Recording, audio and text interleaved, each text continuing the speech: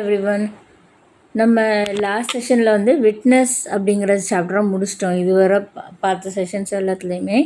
இப்போ வந்து பார்ட் 3 அதில் வந்து ஆன் ப்ரூஃப் அப்படிங்கிற சாப்டர் பார்ப்போம். இதில் 3 செக்ஷன்ஸ் தான் இருக்குது, 51, 52, 53 ஆஃப் பிஎன்எஸ். இது இந்தியன் எவிடன்ஸ் ஆக்டில் வந்து 56, 57, 58 கேட்டிருப்பாங்க. அந்த 3 செஷன்லேயும் இப்போ இது நான் உங்களுக்கு ஏற்கனவே இன்ட்ரடக்ஷன் கிளாஸில் சொல்லியிருக்கேன். ஆனாலும் நான் உங்களுக்கு இதில் திருப்பி சொல்கிறேன், ஓகேவா? இது அதுக்கப்புறம் நமக்கு டைம் இருந்தால் ஓரல் எவிடன்ஸ் பற்றியும் பார்ப்போம். அது 2 செக்ஷன் தான் அந்த சாப்டரில். நான் ஏற்கனவே உங்களுக்கு இன்ட்ரடக்ஷன் கிளாஸ்லேயே சொல்லியிருக்கேன், facts which need not be proved. எல்லா ஃபேக்ட்ஸுமே வந்து ஃபேக்ட்ஸும் சரி இஷ்யூவும் சரி, என்ன பிரச்சனை இல்லைன்னா என்னென்ன பொறுமைகள் கொடுத்துருக்காங்க அப்படிங்கிறத ஒரு கேஸில் வந்து ப்ரூஃப் கொடுக்கணும் இல்லையா, அதை நிரூபிக்கணும். ஆனால் சில ஃபேக்ட்ஸை வந்து நம்ம நிரூபிக்க தேவையில்லை. அது எந்தெந்த மாதிரி ஃபேக்ட்ஸு அப்படிங்கிறத நான் இன்ட்ரடக்ஷன் கிளாஸில் என்ன சொன்னேன்னா, அவங்களுக்கு ஒன்று ஏற்றுக்கிட்டாங்க, அவங்களே ஒத்துக்கிட்டாங்க, அட்மிட்டட் ஃபேக்ட்ஸ், அதை வந்து ப்ரூவ் பண்ண தேவையில்லை. இன்னொன்று வந்து கோர்ட் வந்து ஜுடிஷியல் நோட்டீஸ் எடுத்துப்பாங்க, அதையும் வந்து ப்ரூவ் பண்ண தேவையில்லை. அதுதான் இந்த சாப்டர் சொல்லியிருக்கு. 51, 52, 53 ஆஃப் பிஎன்எஸ், ஓகேவா? 51 என்ன சொல்கிறாங்க அப்படின்னா, facts judicially noticeable need not be proved. No fact of which the court will take judicial notice need be proved. ஓகேவா? So first no fact of which the court will take judicial notice need be proved அப்படின்னா, facts ஜட்ஜுக்கு இல்லைன்னா கோர்ட்டுக்கு already தெரிஞ்ச general knowledge, அந்த மாதிரி general நாலேஜுக்குள்ள விஷயங்கள், ஏற்கனவே எல்லா மேன்கைண்டுக்கும் தெரிகிற விஷயங்களுக்கு வந்து நீங்கள் வந்து ப்ரூஃப் கொடுக்கணும் தேவையில்லை. அது வந்து கோர்ட்டுக்கு ஏற்கனவே தெரியும். அதுதான் இந்த செக்ஷனில் சொல்லியிருக்காங்க. இது வந்து செக்ஷன் 56 சொல்லியிருந்தாங்க எங்கள் இந்தியன் எவிடன்ஸ் ஆக்டில். இங்கே என்ன சொல்லியிருக்காங்க, செக்ஷன் 51. சரியா? அப்புறம் section 52, facts of which court shall take judicial notice. சரி, இப்போ ஓகே, ஜுடிஷியல் நோட்டீஸ் எடுத்துக்கலாம், இதெல்லாம் ப்ரூவ் பண்ண வேண்டாம் அப்படின்னு வந்து சொல்லிட்டாங்க. ஓகே, அப்போனா அடுத்த செக்ஷனில் எதுக்கெல்லாம் ஜுடிஷியல் நோட்டீஸ் எடுத்துக்கலாம்? ஜென்ரல் நாலேஜுன்னு நீங்கள் பொதுவாக சொல்லிட்டீங்க. அப்போ எதுக்கெல்லாம் நாங்கள் ஜுடிஷியல் நோட்டீஸ் எடுத்துக்கலாம், எதுக்கெல்லாம் எடுத்துக்கக்கூடாது அப்படின்னு ஒரு இது சொல்லியிருக்கிறாங்க ஒரு செக்ஷனில். அதுக்கு வந்து எக்ஸ்ப்ளனேஷன் கொடுத்துருக்காங்க. அது என்னென்னு பார்த்தீங்கன்னா, ஸோ சப்செக்ஷன் 1ல் என்ன சொல்லியிருக்காங்கன்னா, the court shall take judicial notice of the following facts, namely A, all laws in force in the territory of India including laws having extra territorial operation. இந்தியாவில் இருக்கிற எல்லா சட்ட விதிகளுக்கும் வந்து ஜுடிஷியல் நோட்டீஸ் எடுத்துப்பாங்க கோர்ட்டில், ஓகேவா? அது ஏற்கனவே லாஸ் இருக்கும்ல, எனாக்ட் பண்ணியிருக்கோம், அதுக்கு நீங்கள் தனியாக ப்ரூஃப் கொடுக்கணும் தேவையில்லை. அது புக் எடுத்து படிச்சுப்பாங்க, எல்லாருக்குமே சட்டம் தெரிஞ்சிருக்கும் நீதிமன்றத்துக்கு ஏற்கனவே அப்படின்னு சொல்கிறாங்க. B, international treaty, agreement or convention with countries by India, a decision made by India at international association or other bodies. இப்போ வந்து இந்தியா வந்து வேறு மற்ற நாடுகளோட இன்டர்நேஷ்னல் அக்ரிமெண்ட்ஸ் எல்லாம் போட்டிருப்பாங்க. இதை நாங்கள் பண்ணுறோம், இதை நாங்கள் பண்ண மாட்டோம் அப்படின்னு சொல்லியிருப்பாங்க. இப்போ யுனைடெட் நேஷன்லாம் இருக்குது. ஸோ அவங்ககிட்ட வந்து இதெல்லாம் வந்து நாங்கள் ஃபாலோ பண்ணுவோம், இதுக்கு நாங்கள் ஒத்துக்கிறோம், இதுக்கெல்லாம் நாங்கள் அக்செப்ட் பண்ண மாட்டோம் அப்படின்லாம் நம்ம ட்ரீட்டி அக்ரிமெண்ட் போட்டிருப்போம். அந்த மாதிரி விஷயங்கள் எல்லாத்தையுமே வந்து ப்ரூஃப் கொடுக்கணும் தேவையில்லை. அது இந்தியா எதுக்கெல்லாம் எந்தெந்த கொள்கைக்கெல்லாம் வெளியுறவு கொள்கைகளுக்கு ஒத்துக்கிட்டாங்களோ அதெல்லாம் வந்து ஜுடிஷியல் நோட்டீஸ் எடுத்துப்பாங்க கோர்ட்டில். சரியா? அப்புறம் வந்து சியில் என்ன சொல்கிறாங்கன்னா, the course of proceeding of the constituent assembly of India, parliament of India and of the state legislature. பார்லிமெண்ட்டில் என்ன நடக்குது, ஸ்டேட் லெஜிஸ்லேச்சரில் என்ன, அதாவது சட்டமன்றத்தில் என்ன நடக்குது, நாடாளுமன்றத்தில் என்ன நடக்குது அப்படிங்கிறதுக்கெலாம் ப்ரூஃப் கொடுக்கணும் இல்லை, ப்ரூஃப் பண்ணி அதை வந்து நிரூபிக்கணும்னு இல்லை. அதையும் கோர்ட் வந்து ஜுடிஷியல் நோட்டீஸ் எடுத்துப்பாங்க. இது வந்து சப்கிளாஸ் சியில் சொல்கிறாங்க, ஓகேவா? Subsection 1 subclass C. அப்புறம் வந்து டியில் வந்து the seals of all courts and tribunals, எல்லா கோர்ட்ஸு ட்ரிபியூனல்ஸோட சீல், அதுக்கு வந்து ஜுடிஷியல் நோட்டீஸ் எடுத்துக்கலாம். அப்புறம் ஈயில் வந்து the seals of courts of admiralty and maritime jurisdiction, notaries public and all seals which any person is authorized to use by the constitution or by an act of parliament or state legislature and regulation having the force of law in India. Okay, இது எல்லாருக்கும் தெரிஞ்சது தானே. So எல்லா சீல்ஸுக்குமே வந்து அவங்களே judicial notice எடுத்துப்பாங்க. இது வந்து இந்த கோர்ட்டோட சீல் தான் அப்படின்லாம் சொல்லணும்னு தேவையில்ல. இந்தியன் கவர்மெண்ட் லா அக்செப்ட் பண்ண எல்லா சீலுமே வந்து ஜுடிஷியல் நோட்டீஸ் எடுத்துக்கலாம். இதில் வந்து மேரிடைம் லா, அட்மிரால்ட்டி லானா, அதாவது இந்த மேரிடைம்னா கடற்படையோட சட்டங்கள், அப்புறம் வந்து இராணுவ சட்டங்கள், இதிலெல்லாம் இவங்களுக்கெல்லாம் உள்ள சீல்னால் என்னது, அந்த முத்திரை, அதுக்கெல்லாம் வந்து கோர்ட்டே வந்து ஜுடிஷியல் நோட்டீஸ் எடுத்துப்பாங்க. அப்புறம் வந்து F the accession to office names, titles, functions and signatures of the persons filling for the time being any public office in any state, if the fact of their appointment to such office is notified in any official gazette. ஒரு நிமிஷம்,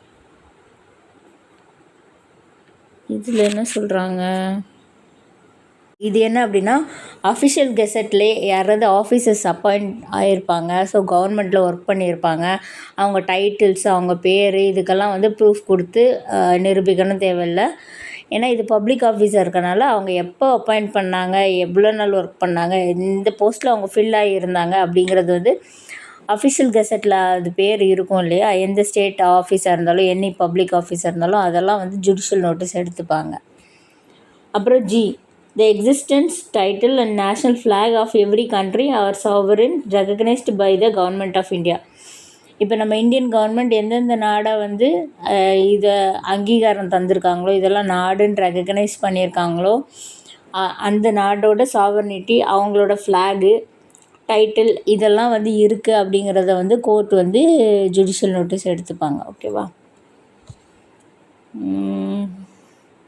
ஹெச்சில் வந்து the division of time, the geographical division of the world and public festivals, fasts and holidays notified in the official gazette. Okay, official கெசட்டில் சொல்லியிருக்கிற அந்த time எப்படி divide பண்ணணும், இந்த ஒரு ஜியாகிரபிக்கல் டிவிஷன் எப்படி இருக்குது, ஆஃப் த வேர்ல்டு மேப் எப்படி இருக்குது, எப்படி வரைபடம் எப்படி பிரிச்சுருக்காங்க, பப்ளிக் ஃபெஸ்டிவல்ஸ் எதெல்லாம் வந்து நம்ம கொண்டாடப்படுறோம், எதெல்லாம் festivals,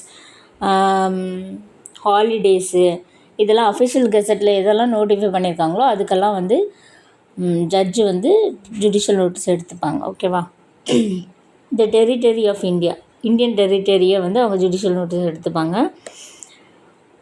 the commencement, continuance and termination of hostilities between the government of India and any other country or body of person. Okay, ஒரு நாட்டோட போர் இருக்குது, இல்லை ஒரு நாட்டோட சண்டை இருக்குது, நமக்கு பிரச்சனை இருக்குங்கும்போது அது எப்போ ஆரம்பிச்சது, எப்போ முடிஞ்சது, எப்போ என்னாச்சு அப்படிங்கிறதெல்லாம் ஜுடிஷியல் நோட்டீஸ் எடுத்துப்பாங்க.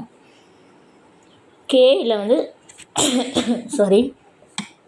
the names of the members and officers of the court and of their deputies and subordinate officers and assistants and also of all officers acting in execution of its process and of advocates and other persons authorized by law to appear or act before it. Okay.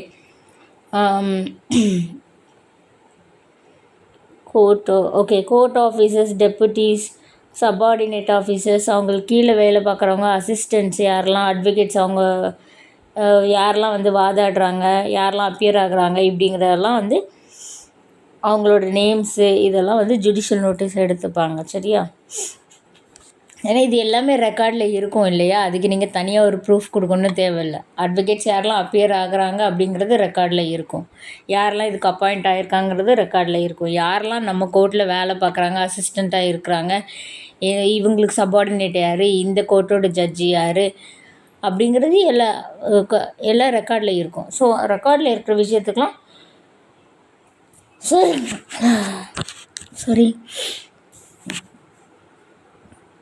Sorry கொஞ்சம் gold, அதனால தான் இதாக இருக்குது எனக்கு. Okay, எல்லில் என்ன சொல்கிறாங்க அப்படின்னா, the rule of the road and land or at sea.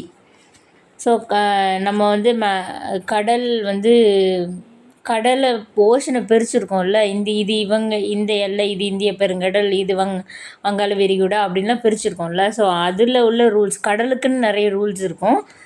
So maritime loss வச்சுருப்பாங்கல்ல, அந்த அந்த லாஸு, ரோடு ரூல்ஸு, நான் சொன்ன மாதிரி ரோடில் எப்படி பண்ணணும், எப்படி வண்டி ஓட்டணும் அப்படின்னு ரோடு ரூல்ஸ் எல்லாம் இருக்குல்ல, எங்கே நடக்கணும் அப்படின்னு, இடது பக்கம்தான் வந்து நம்ம வண்டி ஓட்டணும் அப்படின்லாம் இருக்குது. இப்போ அமெரிக்காலலாம் ரூல்ஸ் அப்படியே ஆப்போசிட்டாக இருக்கும் இல்லையா.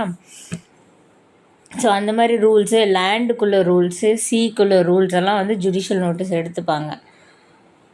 அப்புறம் வந்து சப்க்ளாஸ் 2 என்ன சொல்கிறாங்கன்னா, அதாவது இப்போ இவ்வளோ நேரம் உங்களுக்கு சொன்னது வந்து சப்செக்ஷன் 1 தான் சொன்னேன். சப்செக்ஷன் கீழே என்னென்ன கிளாஸஸ் வருதுன்னு. இப்போ செக்ஷன் 52 சப்செக்ஷன் 2 அதில் என்ன சொல்கிறாங்கன்னா, in the cases referred to in subsection 1 and also on all matters of public history, literature, science or art, the court may resort for its aid to appropriate books or documents of reference, and if the court is called upon by any person to take judicial notice of any fact, it may refuse to do so unless and until such person produces any such book or document as it may consider necessary to enable it to do so. Okay, இந்த இதில் என்ன சொல்கிறாங்கன்னா, இதில் என்ன சொல்கிறாங்கன்னா, subsection 1 இவ்வளோ நேரம் சொன்னேன்ல, அந்த மாதிரி விஷயங்களாக இருக்கட்டும், இல்லைன்னா பப்ளிக் ஹிஸ்ட்ரி, அதாவது வரலாறு, நம்மளோட இலக்கியம், அறிவியல், கலை, இதெல்லாம் வந்து ஹிஸ்ட்ரி, லிட்ரேச்சர், சயின்ஸ், ஆர்ட், இது சம்மந்தப்பட்ட ஒரு விஷயமா இருக்கட்டும். இதில் வந்து கோர்ட்டுக்கு வந்து ஒரு உதவி தேவைப்படுது, தெரிஞ்சுக்க வேண்டிய இருக்குது அப்படின்னா, அதை எந்தெந்த புத்தகத்தில் இருந்தோ டாக்குமெண்ட்ஸில் இருந்தோ தெரிஞ்சுக்கலாமோ அதெல்லாம் அவங்க ரெஃபரன்ஸாக எடுத்து கூட பார்த்துக்குவாங்க. சரியா? இப்போ வந்து கோர்ட்டை வந்து நீங்கள் இதுக்கு ஜுடிஷியல் நோட்டீஸ் எடுத்துக்கோங்க, இதெல்லாம் வந்து ரெஃபரன்ஸாக நீங்கள் எடுத்துக்கோங்க, இதெல்லாம் ஹிஸ்ட்ரியில் ஏற்கனவே இருக்குது, லிட்ரேச்சரில் ஏற்கனவே இருக்குது அப்படின்னு ஒருத்தங்க கோர்ட்டை வந்து ஜுடிஷியல் நோட்டீஸ் எடுத்துக்கோங்கன்னு கேட்குறாங்கன்னா, அந்த கோர்ட் கன்சிடர் பண்ணுச்சுனாவே, இதை வந்து நம்ம தெரிஞ்சுக்கணும்னு நினச்சின்னா அந்த புக்கு கொண்டு வாங்க, அந்த ரெஃபரன்ஸை கொண்டு வாங்க, அந்த டாக்குமெண்ட்ஸை கொண்டு வாங்கன்னு கேட்கலாம். அவங்க கேட்காத பட்சத்தில், அவங்க கேட்கும் பட்சத்தில் அதை அவர் கொடுக்க தவறினால், இல்லை அவர் கொடுக்கும் வரைக்கும் அதை வந்து நாங்கள் ஜுடிஷியல் நோட்டீஸ் எடுத்துக்க முடியாது அப்படின்னு கோர்ட்டு சொல்லலாம். நீங்கள் அந்த ஹிஸ்ட்ரி புக்கை கொண்டு வாங்க சார், நாங்கள் அந்த ஹிஸ்ட்ரி புக்கில் இருந்துச்சு, இதுதான் வரலாறுன்னு தெரிஞ்சால் நாங்கள் வந்து அது ஜுடிஷியல் நோட்டீஸாக எடுத்துக்கிறோம் அப்படின்னு கூட சில நேரம் சொல்லுவாங்க. ஓகேவா? அதுதான் வந்து இதில் சொல்லியிருக்கிறாங்க. ஸோ இது வந்து இந்தியன் எவிடன்ஸ் ஆக்டில் 57 சொல்லியிருந்தாங்க. என்ன ஒரு டிஃப்ரென்ஸ் பண்ணியிருக்காங்கன்னா, இந்தியன் எவிடன்ஸ் ஆக்ட் 57 வந்து ஒரு சில கிளாஸஸ் உண்டு சப்செக்ஷன் 1. என்ன மாதிரி கிளாஸஸ்னால், அதில் சில வேர்ட்ஸ் எல்லாம் உண்டு. Parliament of the United Kingdom, constituent assembly of India, United Kingdom of Great Britain and Ireland, and subsection 2 it's retain without any change. ஓகேவா? சப்செக்ஷன் 2 அப்படியே தான் வச்சுருக்காங்க. ஆனால் இந்த இப்போது வந்து பழைய இந்தியன் எவிடன்ஸ் ஆக்ட் வந்து நமக்கு பிரிட்டிஷ் பீரியடில் வந்ததில்ல, அதனால் அவங்க வந்து British parliament, Indian constituent, Great Britain of Ireland, United Kingdom and Great Britain and Ireland அப்படியெல்லாம் வந்து வார்த்தைகள் அதில் சேர்த்துருப்பாங்க. இந்தியன் எவிடன்ஸ் அங்கேருந்து எடுத்துக்கலாம்ல, அதெல்லாம் வந்து கலந்து தான் சேர்த்துருப்பாங்க. அதெல்லாம் நமக்கு இப்போ தேவையில்லைன்னு ஆயிடுச்சு. ஏன்னா நம்ம இப்போ காலோனியல் சிஸ்டமில் இல்லை, நம்ம வந்து ஃப்ரீடம் வாங்கிட்டோம் இல்லையா. அதனால் இப்போ வந்திருக்க புது ஆக்டில் வந்து அந்த மாதிரி வேர்ட்ஸ் எல்லாம் வந்து எடுத்துட்டாங்க. ஓகேவா?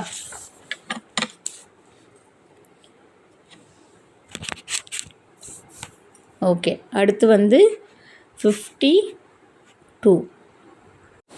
ஓகே, சரி நம்ம 51 பார்த்துட்டோம், 52 பார்த்துட்டோம். ஓகேவா? இந்தியன் எவிடன்ஸ் ஆக்டில் 56, 57. இப்போ உள்ள பாரதிய சாட்சி அதிநியமில் 51, 52 பார்த்தாச்சு. இப்போ வந்து செக்ஷன் 53. செக்ஷன் 53 வந்து facts admitted need not be proved. அதாவது ஒத்துக்கொண்ட பொருண்மைகள் நிரூபிக்க தேவையில்லை அப்படிங்கிறது. சரியா? இது வந்து இந்தியன் எவிடன்ஸ் ஆக்டில் 58. இங்கே 53 என்ன சொல்கிறாங்க அப்படின்னா, no facts need to be proved in any proceeding which the parties thereto or their agents agree to admit at the hearing. அதாவது உங்களுக்கு விசாரணை அப்போ அந்த பார்ட்டிஸோ இல்லை அந்த பார்ட்டிஸோட ஏஜென்ட்ஸோ அதை வந்து ஒத்துக்கிட்டாங்க. அப்படின்னா அதை நிரூபிக்க தேவையில்லை. அந்த ஏஜென்ட்ஸுங்கிறவங்க வந்து அவங்க அட்வொகேட்ஸாக கூட இருக்கலாம். அவங்க அட்வொகேட்ஸும் அவங்க வச்ச ஆள் தானே, அவங்களுக்காக தானே பேசுகிறாங்க. So agents. அப்புறம் which before the hearing they agree to admit by any writing under their hands. அவங்க கைப்படியே எழுதி அந்த விசாரணைக்கு முன்னதாகவே நாங்கள் ஒத்துக்கிறோம் அப்படின்னு வந்து அட்மிட் பண்ணிட்டாங்க. which by any rule of pleading in force at the time they are deemed to have admitted by their pleadings. அவங்களோட வெயிட். ஸோ இந்த லாஸ்ட்டில் என்ன சொல்கிறாங்க அப்படின்னா, இப்போது அவங்களோட ப்ளீடிங்ஸ் இருந்திருக்கும். இப்போ அக்யூஸ்டாக இருக்கட்டும் இல்லைன்னா ப்ராசிக்யூட்டராக இருக்கட்டும், அவங்களோட ப்ளீடிங்ஸ் இருந்திருக்கும். அவங்களோட ரிட்டனோ இல்லைன்னா ஏதாவது அவங்க எவிடன்ஸ் கொடுத்துருக்கலாம், அந்த மாதிரிலாம் இருந்திருக்கும். அதில் வந்து ஒத்துக்கிட்டு இருந்தாங்க ஒரு விஷயத்த அப்படின்னா அதை வந்து திருப்பி அவங்க வந்து ப்ரூவ் பண்ணணுன்னு தேவையில்லை. ஓகேவா? இது வந்து செக்ஷன் 330 பாரதிய நாகரிக் சுரக்ஷா சன்ஹிதா இருக்கு இல்லையா, அதில் வந்து செக்ஷன் 330 வந்து சில டாக்குமெண்ட்ஸ் எல்லாம் வந்து ப்ரூஃப், நார்மலான ப்ரூஃப் தேவையில்லை அப்படின்னு சொல்லியிருப்பாங்க. ஸோ அந்த மாதிரிலாம் ஏதாவது டாக்குமெண்ட்ஸை இவங்க ப்ரொடியூஸ் பண்ணியிருந்தாங்க அப்படின்னா அதுக்கு வந்து இவங்க எக்ஸ்ட்ராவாக ப்ரூஃப் கொடுக்கணும் தேவையில்லை. ஏற்கனவே அவங்க தானே கொடுத்துருக்காங்க ரிட்டனில் அப்படிங்கிற மாதிரி எடுத்துப்பாங்க. சரியா? ஸோ இதோட இந்த சாப்டர் முடிஞ்சு. இந்த சாப்டரில் 3 தான் கொடுத்துருக்காங்க. 3 செக்ஷன் தான். 3 செக்ஷன் நம்ம பார்த்தாச்சு. இந்த இப்போ ரீசெண்டாக நடந்த ஏபிபி எக்ஸாமில் கூட இந்த 3 செக்ஷன்லேருந்து 2 கொஷின் கேட்டிருந்தாங்க. அது யாரெல்லாம் கரெக்டாக ஆன்சர் பண்ணாங்கன்னு தெரியல. பட் ஸ்டில் இது அன்ஃபார்ச்சுனேட்டாக இல்லை ஃபார்ச்சுனேட்டான்னு தெரில. நம்ம எழுதின எக்ஸாம் வந்து இப்போ கேன்சல் பண்ணிட்டாங்க.